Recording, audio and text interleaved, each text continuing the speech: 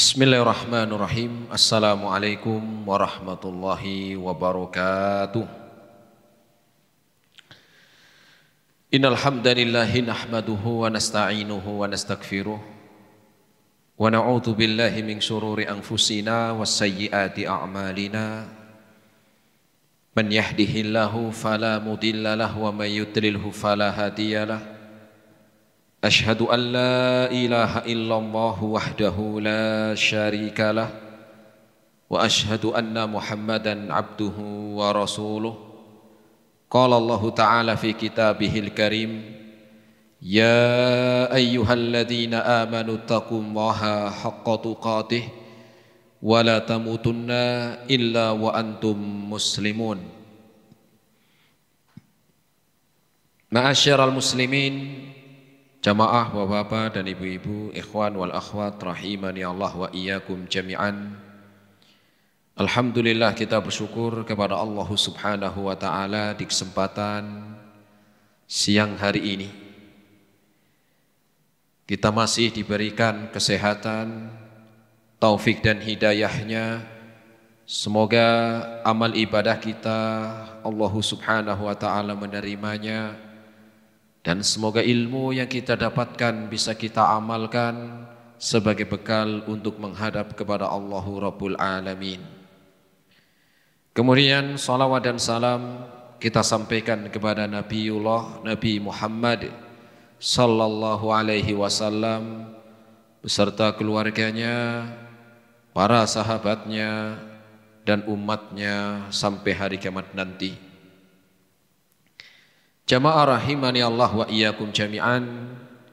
Kita melanjutkan kembali dalam kajian rutin di Balu Bait TV dengan bahasan dari kitab Al-Adabul Mufrad, kitab yang ditulis oleh Al-Imam Muhammad bin Ismail Al-Bukhari rahimahullahu ta'ala, di mana pertemuan yang lalu telah kita menyelesaikan hadis yang ke-100. Hadis yang ke-100. Dan pada kesempatan siang hari ini kita akan melanjutkan bab yang ke-55, hadis yang ke-101. Bab yang ke-55, hadis yang ke-101, yaitu bab tentang wasiat Jibril alaihi salam tentang tetangga. Penyusun yaitu Imam Al-Bukhari, yang namanya aslinya adalah Muhammad, menyusun kitab Al-Adabul Mufrad ini yaitu berdasarkan prioritas. Kalau kita mengulang pelajaran atau hadis-hadis yang sudah kita sampaikan, dari mulai bab pertama sampai bab yang ke-55 siang hari ini, maka Imam Bukhari kita akan mengetahui beliau menyusun kitab ini dengan prioritas. Apa artinya? Pertama, di dalam bahasan kitab Al-Adabul Mufrad ini dimulai dari birrul walidain. Setelah itu adalah berbuat baik kepada anak istri. Ada birrul walidain, yaitu berbakti kepada kedua orang tua, kemudian berbuat baik kepada anak dan istri. Setelah itu ada saudara, ya, silaturahim. Kemudian lanjutannya adalah bab tentang tetangga. Nah, apa pesan di dalam yang dibuat atau yang ditulis dari bab yang disusun oleh Imam Bukhari tadi? Apa pesannya? Pesannya adalah seorang muslim hendaklah dia berbuat baik dari orang-orang yang paling dekat. Dimulai ya dari orang-orang yang paling dekat. Jadi seorang muslim itu di dalam berbuat baik, di dalam berakhlak yang mulia, dimulai dari orang-orang terdekat. Siapa mereka? Ya keluarga. Orang tua, anak, istri, ya, saudara, kerabat, ya, kemudian terus sampai bahasan tentang tetangga. Nah, itu pesannya. Artinya apa? Jangan sampai kita itu bisa berbuat baik sama orang jauh, tetapi sulit untuk bisa baik sama orang terdekat. Ini kebalik namanya. Bisa sopan, bisa santun, bisa apa? Lemah lembut kepada orang lain, tetapi untuk orang-orang terdekat itu kurang, ke suaminya, ke istrinya. Nah, di sini akan kita bahas tentang ya wasiat seorang apa? Ya wasiat tentang tetangga. Jadi pesannya tadi ya kita diperintahkan berbuat baik dimulai dari orang-orang terdekat kita, yaitu keluarga, kemudian terus. Makanya Rasul bersabda, khairukum khairukum li ahlikum. Sebaik-baik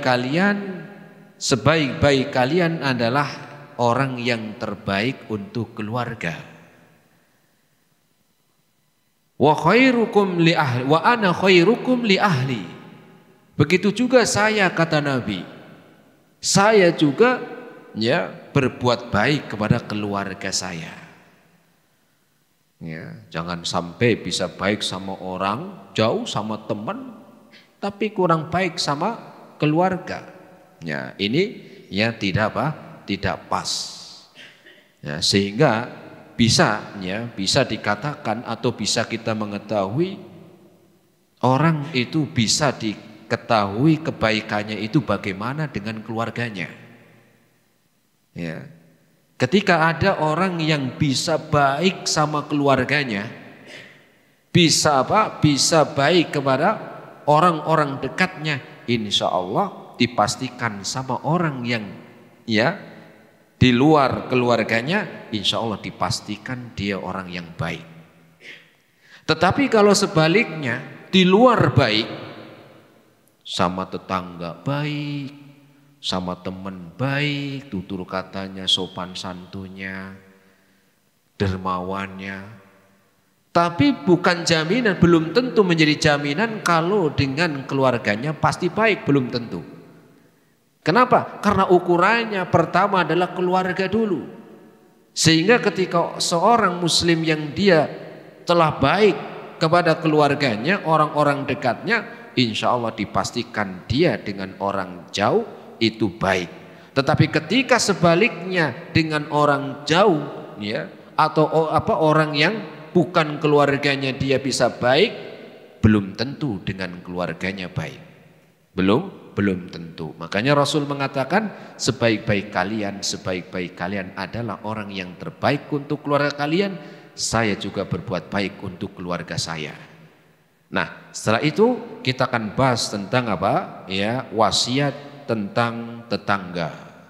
Hadis yang ke-101 tentang wasiat. Ya, wasiat Jibril, maksudnya wasiat dari malaikat Jibril. Dan malaikat Jibril tentunya karena Allah yang memerintahkan. Malaikat Jibril memberikan wasiat kepada Rasul dan juga umumnya kepada umatnya, yang itu sumbernya dari Allah Subhanahu wa taala ya, untuk apa? Untuk tetangga. An Aisyah radhiyallahu taala anha, dari Aisyah radhiyallahu anha ya, ummul mukminin, zaujatun Nabi sallallahu alaihi wasallam. Dari Aisyah ummul mukminin, istrinya Nabi sallallahu alaihi wasallam. Ani Nabi sallallahu alaihi wasallam, dari Rasul sallallahu alaihi wasallam bersabda, mazala Jibrilu yusini bil jari hatta dhanantu annahu sayuwarrithuhu. Rasul sallallahu alaihi wasallam bersabda, Jibril itu sering bolak-balik, senantiasa Jibril itu memberikan wasiat kepadaku, bolak-balik, sering. Untuk memberikan wasiat kepadaku yaitu berbuat baik kepada tetangga. Sehingga saking seringnya malaikat Jibril berwasiat kepada aku agar aku berbuat baik kepada tetangga, hatta dhanantu annahu sayuwarrithuhu, sehingga aku itu menyangka kalau tetangga juga nanti dapat warisan. Tetangga dapat warisan enggak? Dapat enggak? Tergantung ya. Kalau tetangganya masih saudara, ya sih dapat.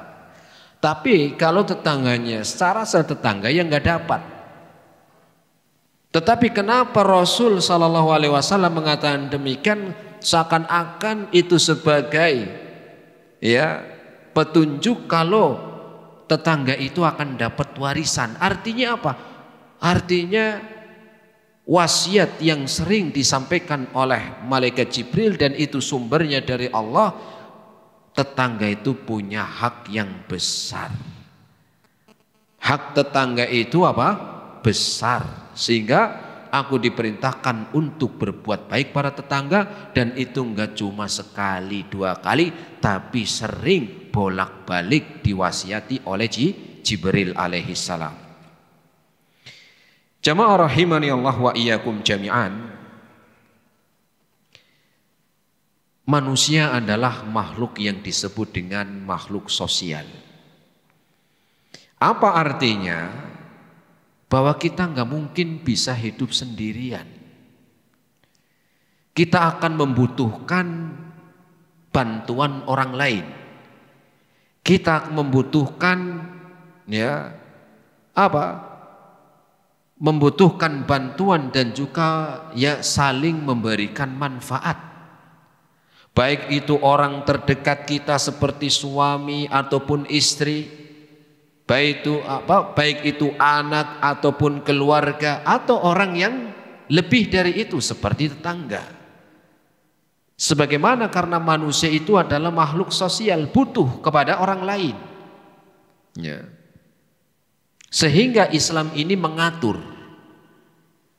Karena kita butuh kepada tetangga, tetangga butuh kepada kita, saling membutuhkan, sehingga Islam ini memberikan rambu-rambu di dalam apa? Di dalam bertetangga, begitu. Kemudian yang keduanya, ini menunjukkan agama Islam itu agama yang sempurna. Dari mana kita tahu kesempurnaan agama Islam? Karena urusan masalah tetangga, adab etika di dalam bertetangga itu diatur. Itu diatur dan ada rambunya.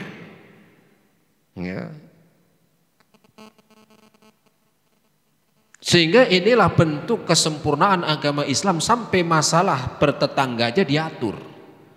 Bertetangga saja diperintahkan untuk berbuat baik. Apalagi yang lebih dari itu. Nah, terus siapa yang dimaksud dengan tetangga, sehingga sampai malaikat Jibril itu mewasiati kepada kita agar berbuat baik kepada tetangga. Tetangga disebutkan kalau kita melihat dengan al-jar itu artinya tetangga, dan tetangga itu adalah orang-orang, maksudnya tetangga adalah orang yang tinggal dekat atau setempat dengan kita.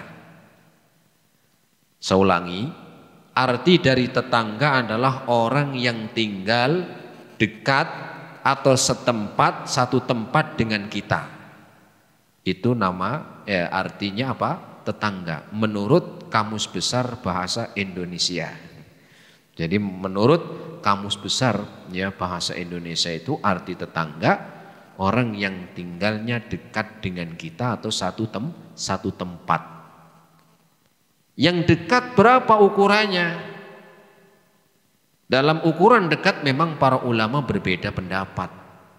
Ada yang ke depan 40, ke samping 40. Ya, ke kiri 40, ke kanan 40 rumah, ke belakang juga 40 rumah. Ada juga yang mengatakan kurang dari itu, 7 rumah ke depan, ke belakang 7 rumah, ke kanan 7 rumah, ke kiri 7 rumah. Mungkin kalau di perumahan seperti ini kan deket ya jaraknya, bahkan temboknya nempel. Tapi kalau di kampung-kampung, rumahnya kan nggak nempel. Kalau seandainya tetangga 40 rumah ke depan, 40 ke belakang, wah, bisa sudah mencapai apa? Mungkin sudah beda kampung ya. Sudah beda apa? Kampung. Kenapa? Karena satu rumahnya gede, tanahnya masih luas kanan kirinya. Sehingga jarak satu rumah dengan rumah setelahnya itu agak jauh. Nah itu kalau di kampung. Tetapi disebutkan tentang tetangga ini dikembalikan kepada kebiasaan urfnya. Apa itu urf?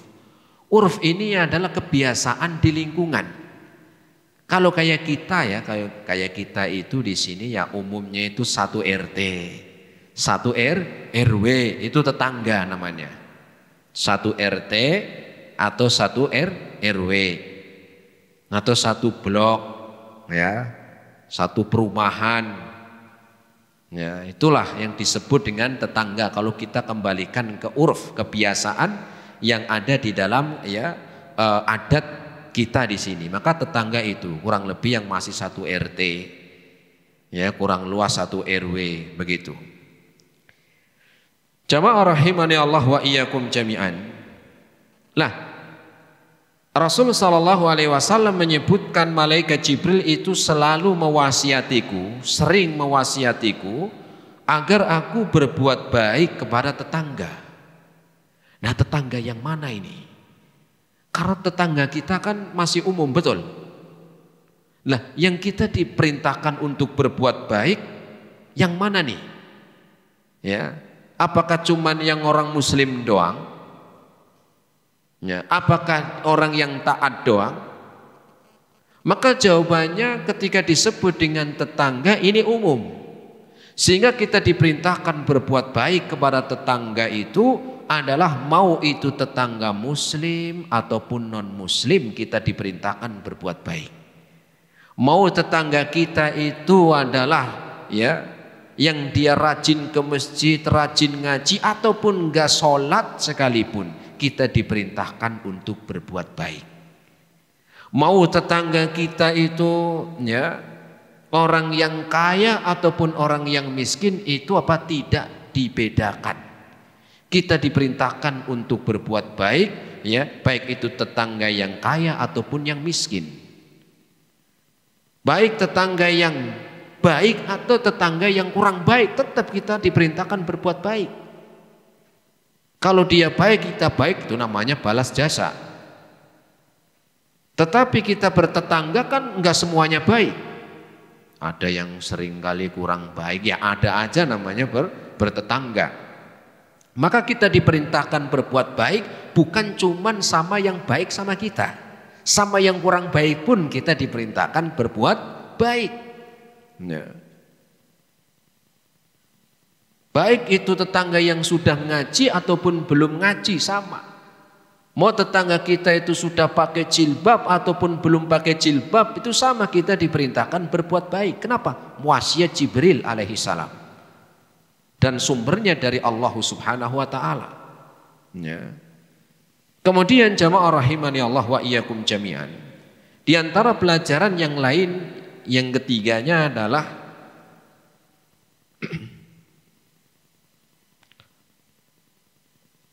dalam Islam hak tetangga itu sangat sangat besar.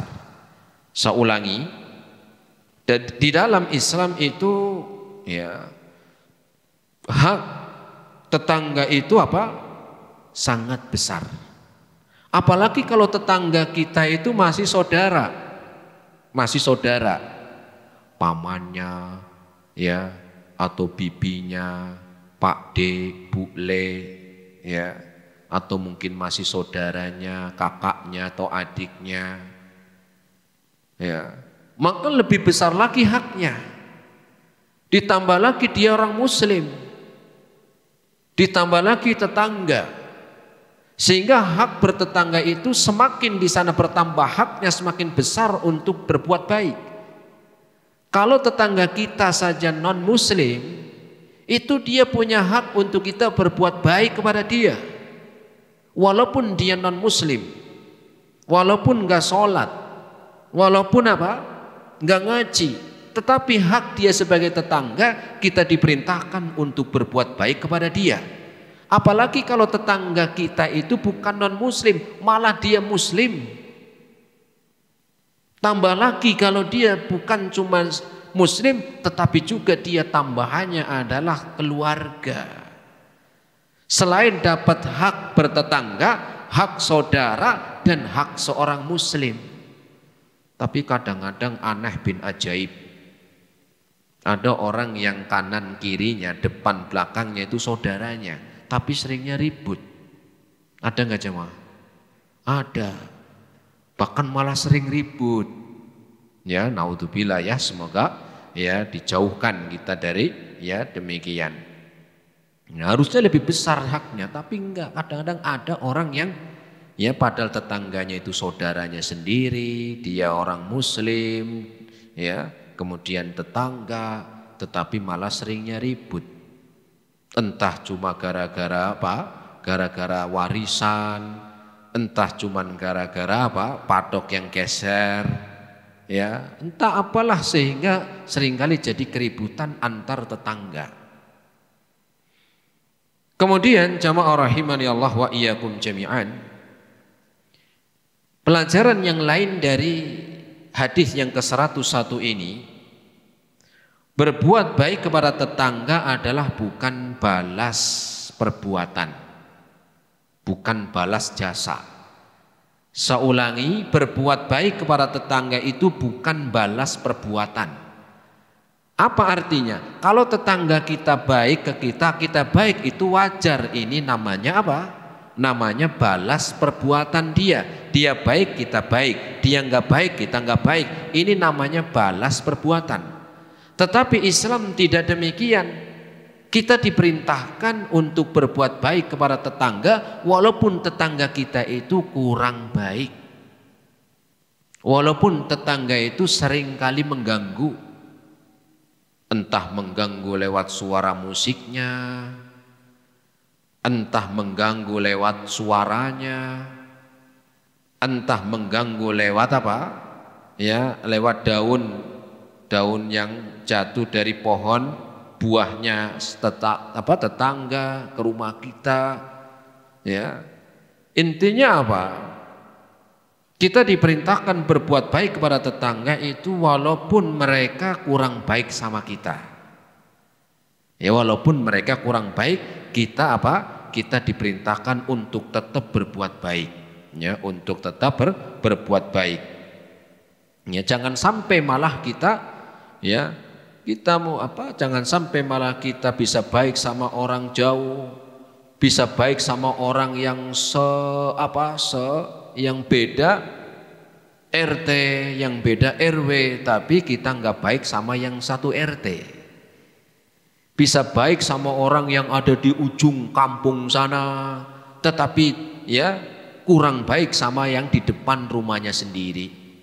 Bisa baik sama orang yang di kantor, di kerjaan, tetapi kurang baik sama sebelah yang temboknya nempel. Ini kan apa? Ini kan tidak tepat, ya. Bahkan kadang ada orang bangga bisa baik di luar, tetapi di tempat sendiri yang dekat dengan sendiri kurang baik. Padahal ya, kalau ada apa-apa, kalau ada kesusahan, kalau ada musibah, saya tanya, yang mau bantuin yang mana? Yang mau bantuin kita yang mana? Kan yang rumahnya paling dekat dengan kita. Kita punya keluarga jauh mereka, walaupun mereka baik, tapi mereka enggak setiap mereka keluarga kita dekat sama kita. Ada yang di luar kota, ada yang di luar negeri. Sedangkan kalau kita tidak baik dengan tetangga kita, kalau ada sesuatu kita butuh bantuan apa, Ya, kita mau cari ke siapa? Sedangkan keluarga dekatnya jauh-jauh. Ya. Dan kita bertetangga pun tidak membeda-bedakan. Ya. Kalau ada yang kesusahan, kesulitannya dibantu. Ya. Walaupun beda apa? Beda ormas. Walaupun beda agama. Walaupun beda partai. Walaupun beda pengajian. Walaupun beda manhaj, walaupun beda apa? Beda status sosial, tetapi di dalam kita membutuhkan sesama tetangga, sesama manusia, mereka adalah orang-orang yang paling dekat dengan kita. Ya, kalau kita tidak baik kepada mereka, kalau kita membutuhkan bantuan mau minta ke siapa?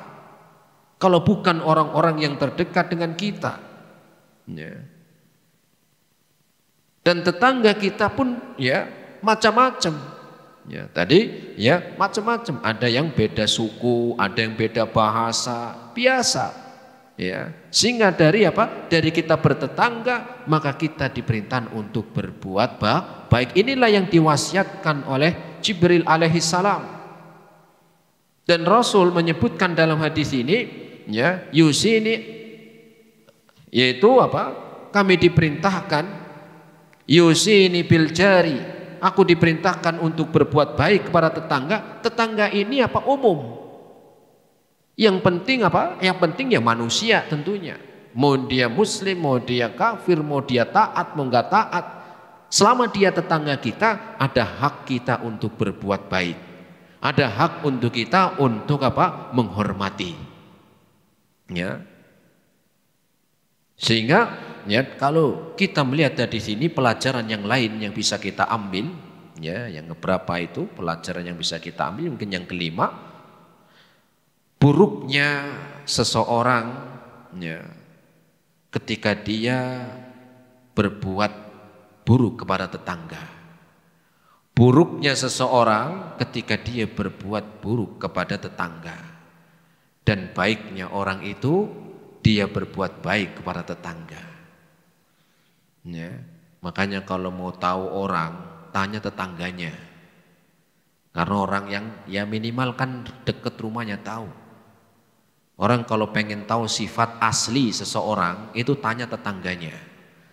Karena di luar mungkin dia bisa sopan, bisa santun, ngomongnya lemah lembut, tapi belum tentu sama yang sebelahnya. Ya. Nah, kalau kita di tempat kerja gimana, kan tetangganya di tempat kerja sedangkan tangganya jauh. Ya tetangga di tempat kerja ya sebelahnya. Kalau di pondok pesantrennya sama sebelahnya, yang tidur sebelahnya. Atau kalau ranjang yang di atas itu tetangganya. Ya. Kayak di pondok kan tempat tidurnya di ranjang, ada yang di atas, ada yang bawah. Yang di atas itu tetangganya yang di bawah. Yang di bawah tetangganya yang di atas, atau samping kanan samping kiri. Tetangga itu enggak harus artinya itu yang apa ukurannya rumah, enggak mesti begitu. Yang penting dia apa? Orang yang ada di sekitar kita. Baik itu di tempat kerja, atau di dalam berdagang, atau di dalam belajar, atau juga di rumah, itu juga masuk tetangga. Karena umum hadisnya. Ya, hadisnya apa? Oh, umum. Kemudian jamaah rahimani Allah wa iyyakum jami'an, pelajaran yang keenam yang bisa kita ambil dari hadis yang ke-101 ini, ya, bahwa hidup bermasyarakat itu ya harus sabar. Hidup bermasyarakat itu perlu sabar. Kalau nggak sabar ya sana cari yang nggak ada tetangganya. Ada nggak? Kemana? Ke hutan. Ada tetangganya. Ada macan tuh tetangganya. Ya. Jadi apa? Kita hidup bermasyarakat tentunya nggak semuanya apa? Nggak semuanya baik tetangga kita. Ya, kalau ada yang baik, walhamdulillah, rata-rata baik, walhamdulillah. Tetapi kan nggak semuanya begitu. Karena beda-beda orang. Ya. Tetapi Islam mengajarkan kepada kita agar kita memiliki kaidah di dalam hidup bermasyarakat. Kata Nabi SAW dalam hadisnya, yang diriwayatkan oleh Imam Tirmidzi, al-mu'minul ladzi yukhalitun nasa wa yasbiru ala adahum a'zamu ajran. Orang mukmin itu yang hidup bermasyarakat, membaur tanpa melebur. Maksudnya apa Ustaz? Ya membaur, kita punya tetangga, membaur. Kecuali kalau yang nggak baik ya kita jangan ikut-ikutan. Makanya membaur tanpa melebur. Seorang mukmin yang hidup bermasyarakat, membaur dengan masyarakat, termasuk tetangga. Wa yasbiru ala adahum, dan sabar menghadapi gangguan. Ya namanya tetangga kan seringkali ada gangguan, pasti ada. Sabar. Mungkin lewat asap rokoknya ya menghindar, atau lewat suara musiknya, atau omongannya kadang-kadang nyakitin, tetap ada. Kemudian apa? A'zamu ajron, maka yang demikian itu pahalanya lebih besar. Pahalanya orang yang hidup bermasyarakat, bertetangga, terus sabar sama ulahnya tetangga, itu besar pahalanya. Lebih besar minal mu'minil ladzi la yukhalitun nasa wa la yasbiru ala adahum.